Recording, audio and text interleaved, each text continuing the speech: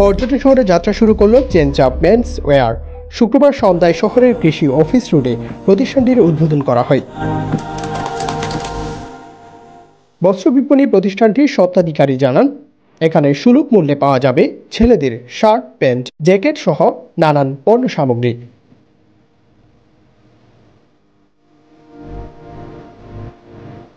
Indian আছে, চাইনা collection আছে, তারপর বাংলাদেশের বিভিন্ন ব্র্যান্ডের যেমন প্লাস পয়েন্টের আছে, বিন্দুর আছে, তারপর ইজির আছে। অন্যান্য দোকান থেকে অনেক কমের মধ্যে আমি আমার প্রোডাক্টগুলো আমি আমার গ্রাহকদের দিতে পারবো।